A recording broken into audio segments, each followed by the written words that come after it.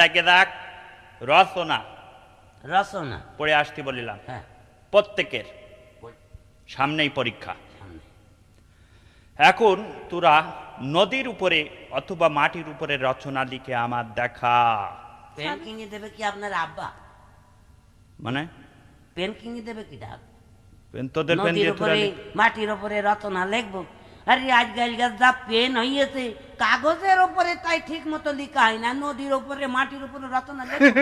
এইটা ঠিক কথা। হ্যাঁ? এই আপনার কি কে? মাথা খারাপ হয়ে গেছে? নদীর উপরে মাটির উপরে রচনা কি করে দেখবো? পেন দিয়ে লেখা হয়?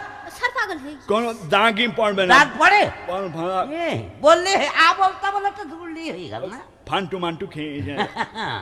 এই মনে পাখামো হয়। করবি না, পারলি না।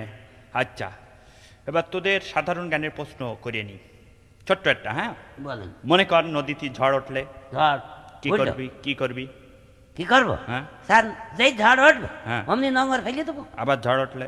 আবার নোংর ফেলবো, আবার যদি ঝড় ওঠে? আবার নোংর ফেলবো। এত নোংর তুমি পারছো কানতে? এত নোংর কোন থেকে পাচ্ছি? আপনি এত ঝড় কোন থেকে পাচ্ছেন? হ্যাঁ, আপনি যেখান থেকে ঝড় পাচ্ছেন সেখান থেকে আমি নোংর নিয়ে আসবো। আর একটা কথা বলবি না, বুঝলি? আমার ব্লাড প্রেশারের রোগী সমস্যা হয়ে যেতে পারে।